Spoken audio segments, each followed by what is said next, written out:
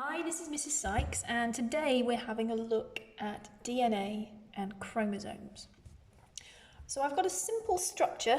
This is a basic animal cell, and in the centre here we have the nucleus. And inside the nucleus is where we find the DNA. Now at GCSE level, you should always be referring to the function or the job of the nucleus as to store DNA. The DNA itself is a long chemical, and it is a chemical that makes up all of the information and all the instructions that are needed to build a human.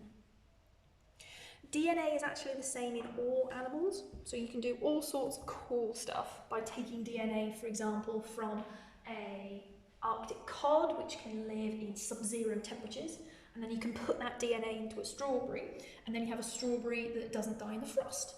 You can take DNA from jellyfish that glow in the dark because they live deep down in the water, and then you can put those into animals and make those animals glow. And the reason why this works is because DNA is the chemical that is used in all animals and in all plants. Only really viruses that we see that use slightly different chemicals. So, the DNA is found inside the nucleus, inside every type of cell. And in animals and in plants, DNA is organised. So it's organised into something called chromosomes.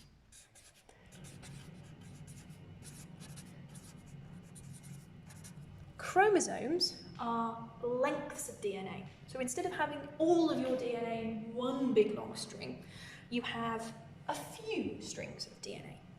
And in a human, we have 46 strings because we have 46 chromosomes. Chromosomes are normally drawn to look a little bit like this, or sometimes, if you're looking at cell division, they're drawn like that. Both of these pictures represent chromosomes, and they're made up of DNA. And along the length of a chromosome, there are lots of little stripes. And these little stripes are genes. So I'm going to put one in red, and that individual red one there is a gene. Spelled like that. And a gene is a length of DNA that codes for something.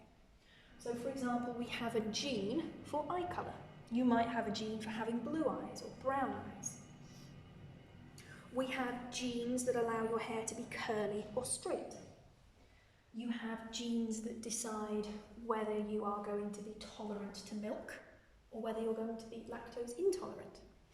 And these genes are short sections of DNA which are stored on chromosomes, and there are 46 chromosomes in a human nucleus.